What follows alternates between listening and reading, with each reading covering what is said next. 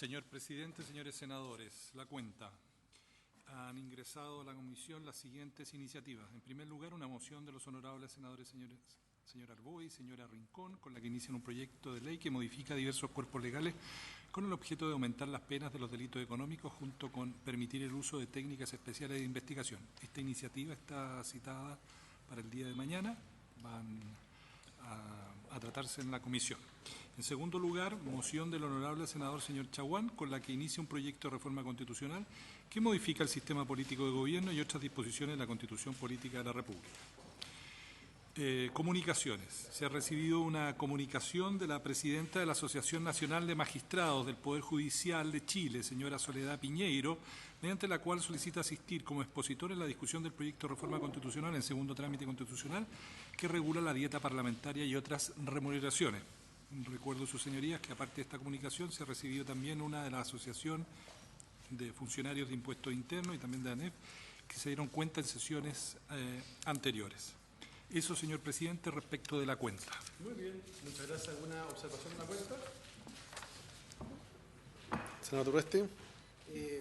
Sí, presidente, las dos últimas oraciones sería importante poder escucharlas a la brevedad para proceder a la votación, al menos en general, pero escuchándolas me imagino que... El mismo miércoles podemos invitar. ¿Sí?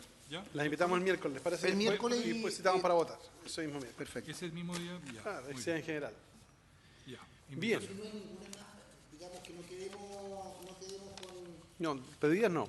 No. No. ¿Ya? Presidente, senadores, la tabla del día de hoy está convocada para continuar con el estudio en general del proyecto de ley de reforma constitucional en segundo trámite constitucional que determina por ley el monto de la dieta parlamentaria. A esta sesión ha sido invitado el ministro de Hacienda, señor Ignacio Brione, quien se excusó. Hemos recibido una comunicación del jefe de gabinete del ministro de Hacienda, señor Francisco Mate, mediante la cual hace presente que ha tomado conocimiento de la invitación cursada para el día de hoy, con el objeto de convocarlo para asistir a esta sesión.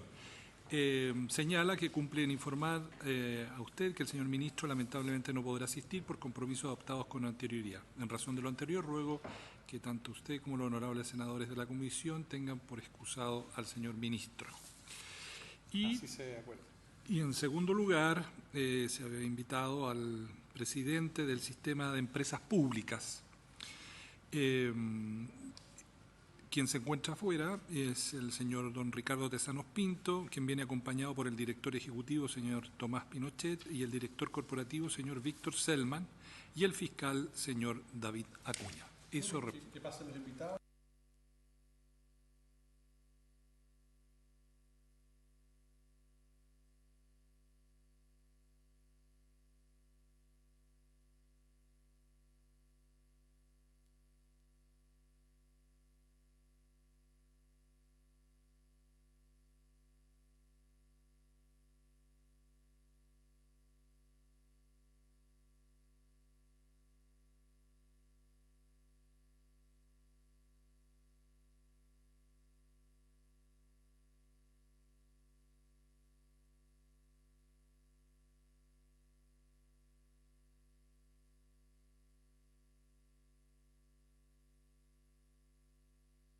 Bien, damos la bienvenida entonces a nuestros invitados, el presidente del Sistema de Empresas Públicas, don Ricardo de Tesanos, que nos acompaña, acompañado, según entiendo, del director ejecutivo, don Tomás Pinochet. Damos la bienvenida a cada uno de ustedes, del director corporativo, don Víctor Selman, y del fiscal, don David Acuña. Sean todos ustedes muy bienvenidos a la Comisión de Constitución, Legislación, Justicia del Senado. Bien. Sepan ustedes, entonces, como ustedes bien saben, estamos tramitando el proyecto que fue aprobado en la Cámara de Diputados, está en su segundo trámite constitucional, que busca rebajar las dietas parlamentarias y las principales remuneraciones del sector público, razón por la cual hemos querido invitarlos para efecto de dar su presentación y sus observaciones respecto de esta moción parlamentaria de reforma constitucional y cuáles serían los alcances en el sistema de empresas públicas. Así que, sin más, tiene usted la palabra, don Ricardo. Bienvenido. Muy bien, muchas gracias, presidente. Yo he traído una presentación que básicamente muestra los principales mensajes que queremos pasar. Le propongo que vayamos relativamente rápido sobre ella porque creo que algunos aspectos son conocidos. Queremos llegar a algunas conclusiones en lo que se refiere a las remuneraciones de los directores y ejecutivos de empresas públicas que en la forma que se aprobó el proyecto en la Cámara estarían también incluidas en esta nueva, este periodo transitorio que lo rebaja y después un periodo, un sistema permanente que se revisan en función de una comisión que se generaría. El primer tema que queremos ver es, primero, una ubicación de lo que es el CEP y sus empresas. A diferencia de las empresas privadas, ¿no es cierto?, las empresas del sector público tienen relación con el Estado a través de ministerios. Y el CEP, que se creó el año 97, antiguamente se llamaba el SAE, lo que hace es separar la gestión de las empresas públicas de la gestión de política pública que generan los ministerios. Entonces, si bien cada empresa tiene su directorio y sus ejecutivos, pero tiene una interrelación con el Estado a través del CEP y con los ministerios que hacen la política sectorial y las políticas públicas que afectan a algunas de estas empresas. ¿Qué es lo que hace el CEP? El CEP representa al Estado como dueño y vela por el buen gobierno corporativo, y ahí se relaciona con el tema de las remuneraciones, controla la gestión habitual, operacional y estratégica, y resguarda la separación de funciones que corresponden a la política pública y el rol empresarial de cada una de estas empresas. De tal manera que la materia que estamos revisando es de directa atribución y de supervisión del sistema de empresas públicas. Por otro lado, un punto relevante a considerar es que las empresas públicas tienen su directorio y esos directorios se rigen por la ley de sociedades anónimas, de tal manera que les corresponde administrar las empresas y son responsables de esa administración. Situación que no ocurre en el sector público propiamente tal. Sigamos. Bueno, esta lámina está muy confusa, pero básicamente lo que aquí se quiere señalar es lo que ya decía, que son las funciones del sistema de empresas públicas y cuáles son las empresas que supervisa, que son 12 empresas creadas por ley, que son las 10 empresas portuarias, la empresa de Correos de Chile y empresa de ferrocarriles del Estado, más 8 empresas que son sociedades del Estado que derivan de la Corfo. El CEP desde el año 97, que se separó de la administración de la Corfo a través de la creación del SAE, ha tenido una evolución, pero básicamente es lo que ya señalaba. ¿Sigamos? ¿Pero afecta a las próximas láminas?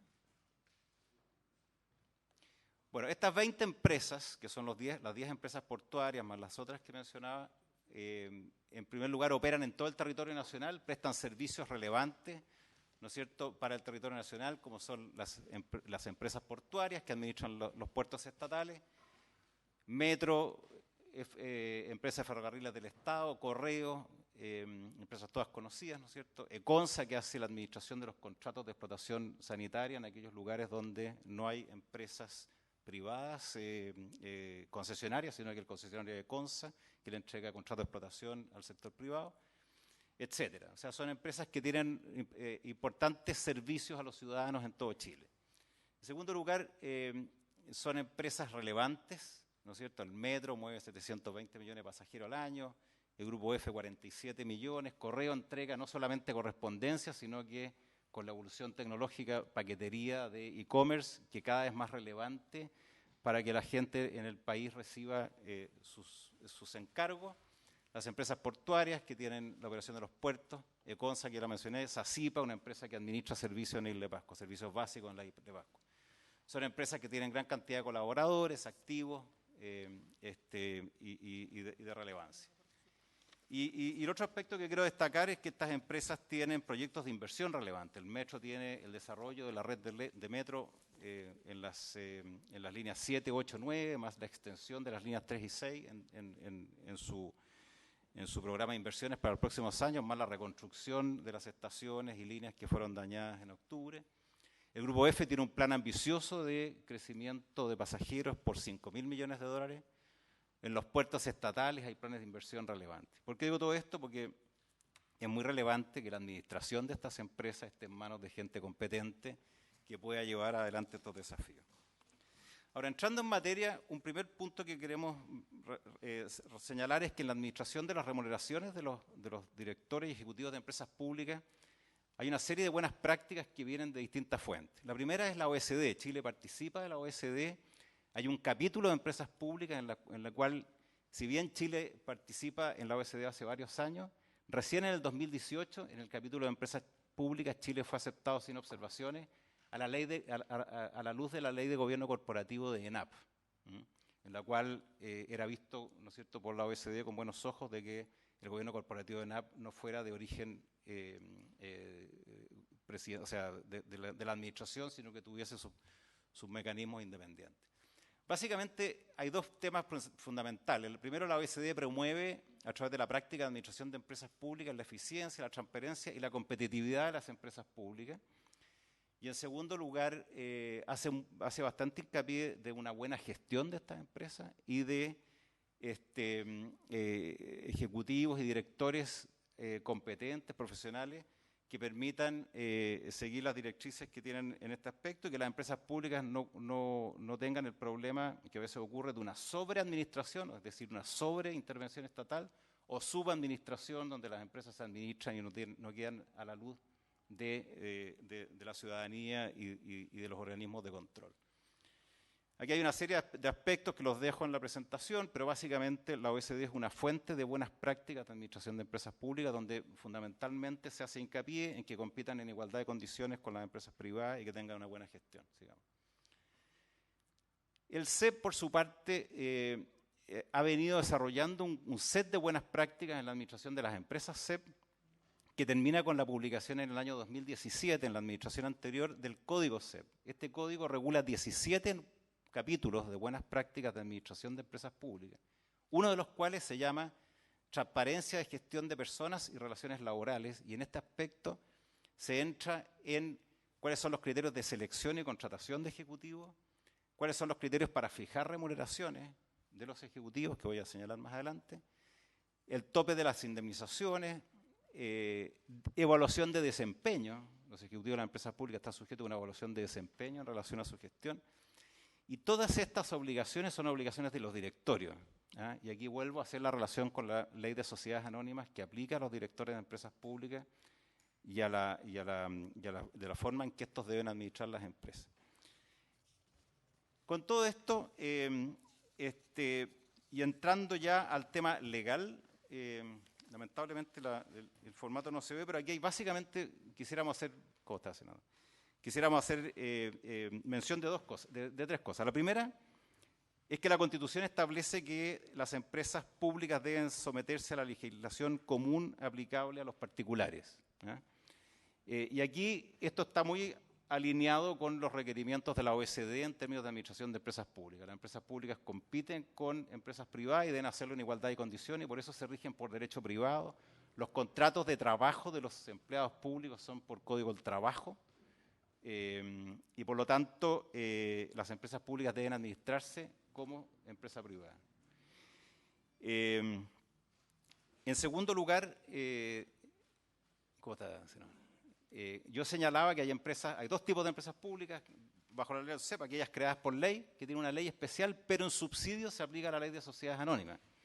De tal manera que si la ley particular de EFE o de Correos no hace mención a temas de administración, se aplica en subsidio la ley de sociedades anónimas. Y las sociedades del Estado, que son aquellas de origen de la Corfo, se aplica la ley de sociedades anónimas. Por lo tanto, el marco legal en que se mueven las empresas públicas es similar al de una empresa privada, y en eso se ocurren todos los casos que se aplica la ley de sociedad anónima y con ello la responsabilidad de los directores en la aplicación de todas estas normas que yo señalaba. En el caso yendo al tema de las remuneraciones de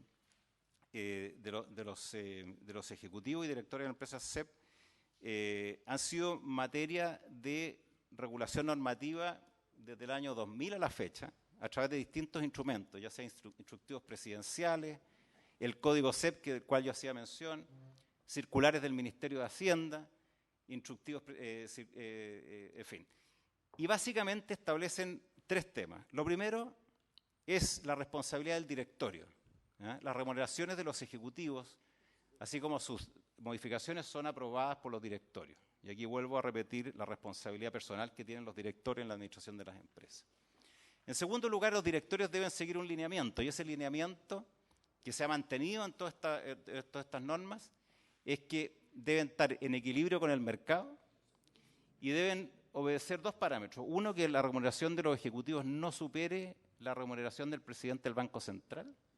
Y en segundo lugar, que no supere el primer cuartil de la encuesta de mercado que usa el directorio en la fijación de las remuneraciones. O sea, hay una comparación con el mercado a través de las encuestas que proveen empresas como Deloitte o cualquiera de las empresas de auditoría o empresas especializadas, y por lo tanto se aplican dos límites, como decía, el límite que establece la remuneración del presidente del Banco Central y que ésta no supera el primer cuartil, o sea, es un nivel relativamente bajo en relación a una encuesta de mercado. 11. No, ahí está, sí, está, lamentablemente tuve un problema ahí. Lámina 11. La lámina 11 arriba dice remuneración de ejecutivos, que es como en la mitad de la tabla.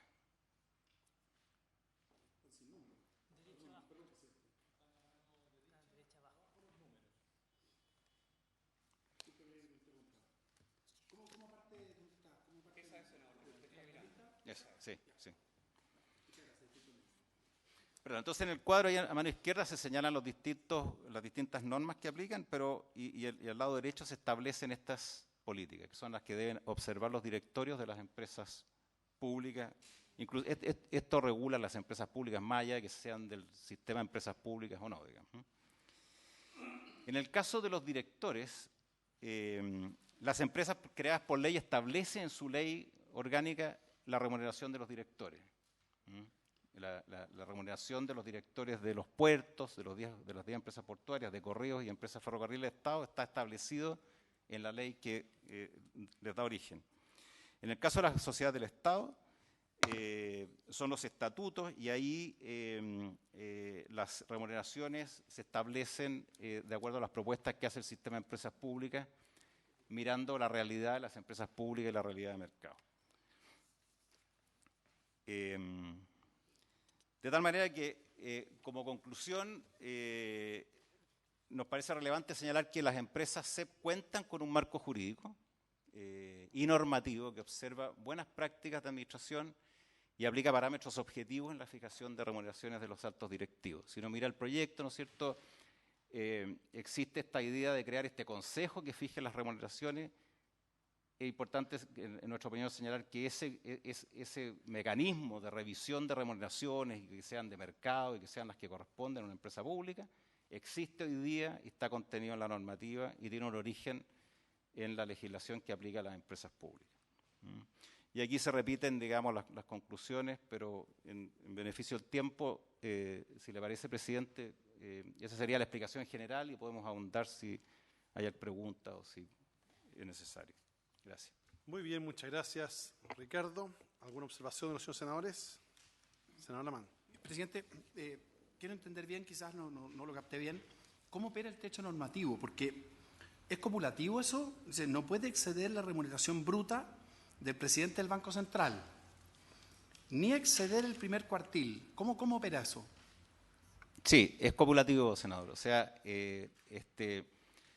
como las encuestas de mercado varían según cuál es la actividad económica o cuál es el tipo de rubro el que se trata o del tamaño de la empresa, se establece un límite fijo, ¿no es cierto?, que es el del Banco la remuneración anual del presidente del Banco Central, y se agrega esta otra consideración, de tal manera que son, exactamente, es el menor de ambos.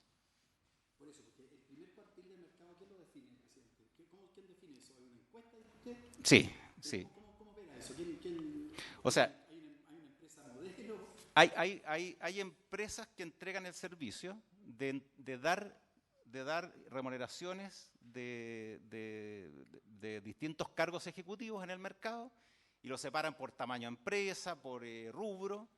Entonces uno dice, mire, si yo estoy, por ejemplo, en la empresa portuaria, bueno, veo las empresas que se parecen a la empresa portuaria o que operan en una determinada región, y esta empresa le entrega una señal de remuneración y le dice, mire, el primer cuartil son 20 millones de pesos, el segundo cuartil son 15 y el otro son 10. Entonces lo que dice esto es que busque el primer cuartil, que es el más bajo, o sea, el primer 25%, y ese techo se aplica al menor entre aquel y la remuneración del presidente del Banco Central.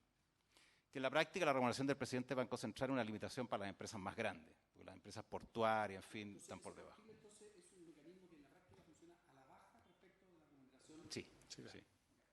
Y que en la práctica de mercado es usar estas encuestas de las empresas privadas.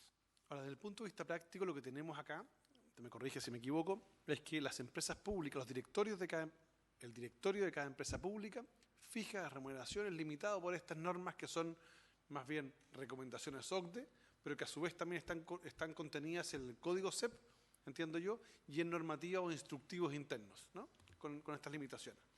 Uno podría decir que hoy día, estoy pensando en el proyecto de ley aprobado en la Cámara de Diputados. El proyecto que viene en la Cámara de Diputados crea una entidad distinta. De aprobarse tal como está el proyecto, se afectaría de manera definitiva, digamos, la fijación de remuneraciones que hoy día tiene el sector de empresas públicas, ¿no? ¿Es así? Claro, y además nos parece importante señalar de que este mecanismo,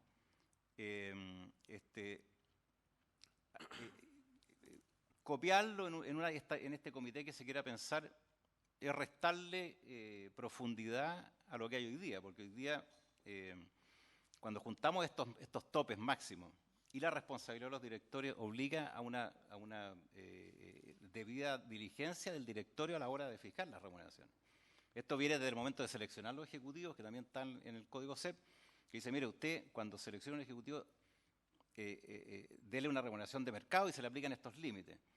O sea, si un directorio quisiera sobrepagar a un empleado público, a un trabajador de una empresa, a un ejecutivo de una empresa pública, tendría varios problemas. Uno de estas limitaciones directas contra estas circulares del Ministerio de Hacienda, pero además tendría responsabilidad respecto del manejo adecuado de esa empresa, digamos, y con responsabilidades incluso patrimoniales si así ocurriera. ¿Será posible entonces tener que nos hagan llegar a la comisión, primero el código CEP, digamos, segundo las normas sobre fijación de remuneraciones, que son estos instructivos del Ministerio de Hacienda, y las normas OCDE al respecto, con el objetivo de tenerlo, y si es posible, para efecto de protección de datos, entendiendo que no queremos saber la remuneración de tal o cual funcionario, a pesar de que puede estar publicada, pero no nos interesa, sino más bien es saber, por ejemplo, usted toma dos empresas, una empresa grande, le hace el metro, podría ser, o una portuaria, y una empresa más pequeña, que puede ser Cotriza o Sacipa, ¿no? Cualquiera de esas. Y nos dice, mire, esta es la escala de remuneraciones, ¿no? Con lo cual nosotros sabemos cuánto gana el ejecutivo, cuánto gana esto, para efecto de saber, digamos, y no cometer errores en el proceso de regulación de la nueva normativa que va a fijar esto, la materia. A juicio de ustedes, el sistema de empresas públicas, entonces, no se debería innovar en esta materia. Así lo entiendo yo, ¿no? Ya. Y a juicio de ustedes, el actual sistema de remuneraciones, tanto de directores como de ejecutivos, es un sistema de remuneraciones acorde al nivel de mercado. O sea, voy a poner un ejemplo, una empresa portuaria pública, sus ejecutivos y directores tienen remuneraciones similares a las que tienen los directores y ejecutivos de empresas portuarias privadas. Similares o más bajas normalmente. ¿Cómo? Claro, como el primer cuartil normalmente tienden a ser más bajas. Más bajas. ¿Y eso genera un impacto desde el punto de vista de la calidad de los ejecutivos? No, porque lo que ocurre normalmente es que, digamos, yo no creo que las empresas, por la experiencia que tenemos en el CEP, no creo que las empresas tengan un costo por esta política, porque hay algunos beneficios de trabajar en empresas públicas. En primer lugar, por ejemplo, en regiones, las empresas públicas son bien relevantes, los puertos son empresas relevantes, de tal manera que hay siempre la posibilidad de contar con buenos ejecutivos. Hay casos que son más complejos, el caso de Metro, por ejemplo. Metro tiene como gerente general, ¿no es cierto?, una persona que tiene una vasta trayectoria, trabajó en empresas privadas relevantes y por lo tanto es importante que uno tenga especial cuidado con ese tipo de ejecutivos, ¿no es cierto? Y en esto me refiero a algo que está contenido en el proyecto, que este periodo transitorio de rebaja al 50% que aplicado sobre las empresas públicas podría ser devastador, digamos. hay que considerar que las empresas públicas contratan a sus ejecutivos por Código del Trabajo, por lo tanto, no se puede hacer una modificación unilateral de los contratos de trabajo. Habría que ponerse de acuerdo, la persona eventualmente renuncia, pide su indemnización, o sea, esta regulación transitoria, a la cual no incluía en la presentación, pero sí quiero hacer especial cuidado ante la pregunta que usted me hace, senador, respecto de que si se aplicara este rebaja al 50% podría ser bien complicado. ¿Tenemos una estimación aproximada de cuántos ejecutivos y directores serían impactados por una modificación como esta? Sí, no, pero un número aproximado. No lo tengo en este momento, pero hay 100 directores de empresas públicas, de empresas CEP aproximadamente, son un poquito bajo 100, y si uno piensa que en promedio tenemos 7 ejecutivos, serían 140 personas, por dar un dato estimativo. 20.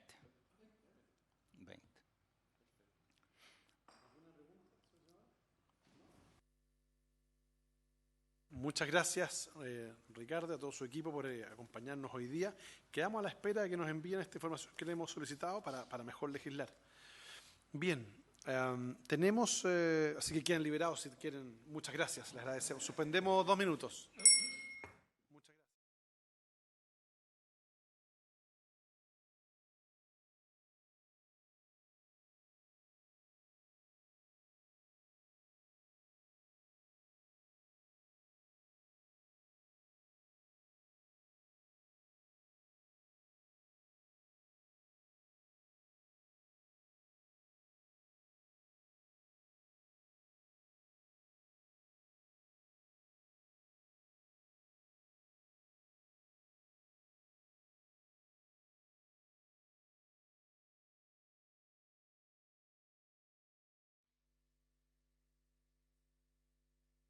Lo que pasa es que al inicio de la sesión estábamos presentes el senador Víctor Pérez y el senador Durresti, que está ahora en la presidencia del Senado, estaba en una reunión. Entonces yo planteé la posibilidad de que pudiésemos, con la venia de todos, por cierto, ver la posibilidad de aprobar en general este proyecto hoy día, que se vaya a la sala para no seguir en esta discusión de que si vamos a tramitar o no el proyecto, y para que cuando vuelva para acá sigamos con las audiencias y vemos la discusión en particular, porque si no vamos a perder mucho tiempo y esta comisión va a ser sindicada como que estamos retrasando este proyecto, y yo entiendo que no es el ánimo de ninguno de los integrantes. Si hubiese acuerdo para ello, esperaríamos al senador Durresti para poder proceder a la votación. Él estaba disponible, pero nos dijo que estuviéramos todos disponibles. ¿Les parece, senador Buenchumilla?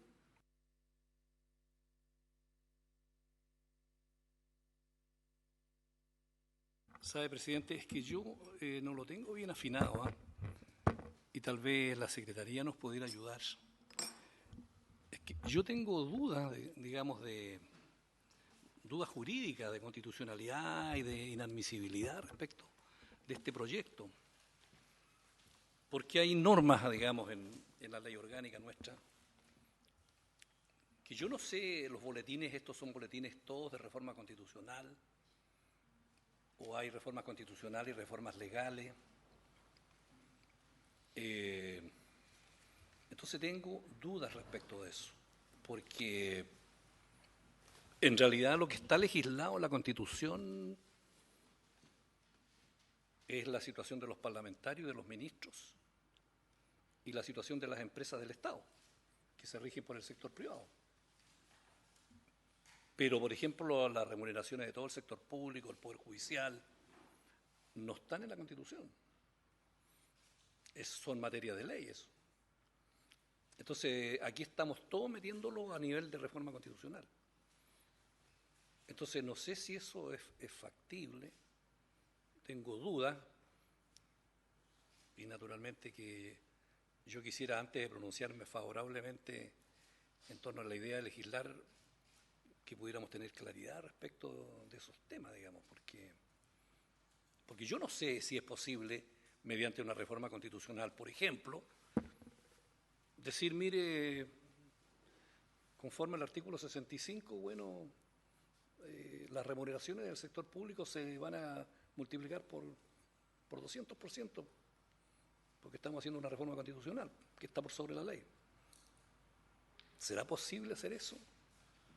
Entonces yo creo que tengo esa duda. Entonces yo creo que si la Secretaría de aquí a mañana, no sé, nos pudiera ilustrar y resolver bien ese tema, para resolverlo antes de que pudiéramos plantearlo en la sala y tener nosotros un punto. Muy bien, planteada su duda. ¿La Secretaría tiene alguna observación? Sí, las inquietudes del senador Buenchumilla efectivamente tienen que ser cuestiones que la Comisión debiera debatir y aclarar, ya sea en la discusión en general, desde luego, o en la discusión en particular.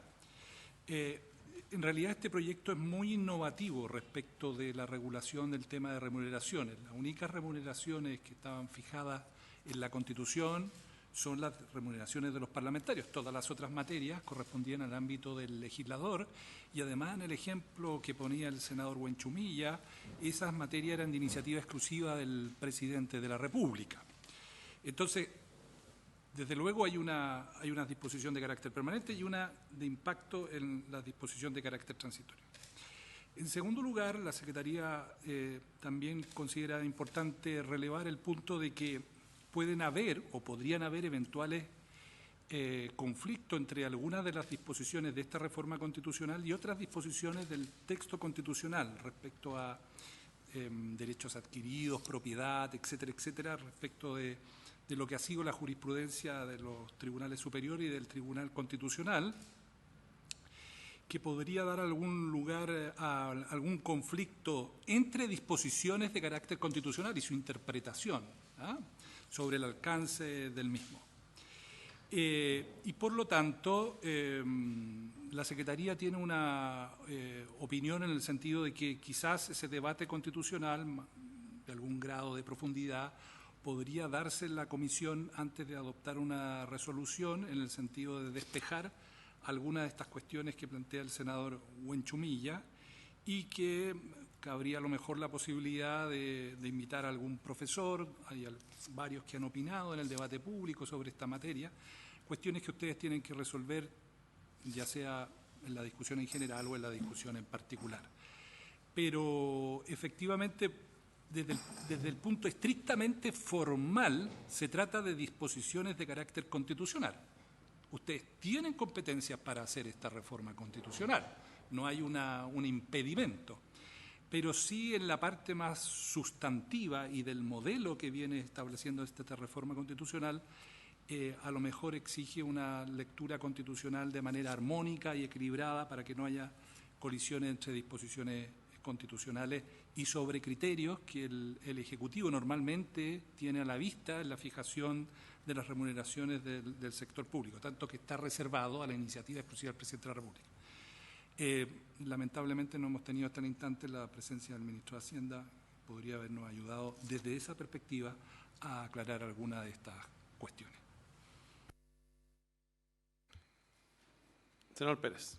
Presidente, estamos en una disyuntiva que tenemos que tratar de resolver adecuadamente en el menor tiempo posible. Yo comprendo que aquí hay un interés público, un interés periodístico, digamos, por este proyecto, más allá de sus aspectos particulares que resolver. Por lo tanto, a mí no me escapa la necesidad de que nosotros debiéramos, por lo tanto, tratar de resolver prontamente este proyecto y hay un debate a la sala.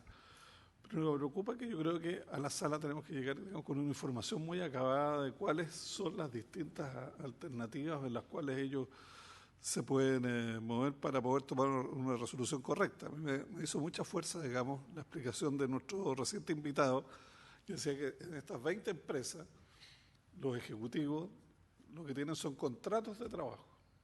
Y esos contratos de trabajo pueden ser modificados por una reforma constitucional que diga que esas remuneraciones que están fijadas en ese contrato de trabajo se reducen en un 50%. No hay duda que evidentemente hay un problema que puede ser sanable y generaría un conflicto. Entonces, poder ir despejando los temas que en términos de remuneraciones se pueden modificar vía Constitución y los temas de remuneraciones que no se pueden modificar o de poderse tienen externalidades muy complejas como la que mencionaba nuestro invitado anterior. porque no hay duda de que si nosotros planteamos de que aquí todas las remuneraciones se bajan y hay un contrato de trabajo en promedio, creo que lo que vamos a tener es judicializar el tema y creo que no es el objeto del propósito. Entonces, poder este miércoles, porque tengo que entendido que hay dos organizaciones que, si no pueden ir ministros de Hacienda, que venga alguien, el ministro de Hacienda, que un poco fijar y decirle a la sala, mira, aquí tenemos, por este mecanismo nosotros se puede modificar esta remuneración. Este mecanismo genera, si modificamos otro tipo de remuneraciones de otros estamentos, vamos a tener este y este problema para poder ir afinando, digamos, y poder sacar un proyecto que verdaderamente sea serio. Ya, o sea, yo aquí visualizo dos temas distintos.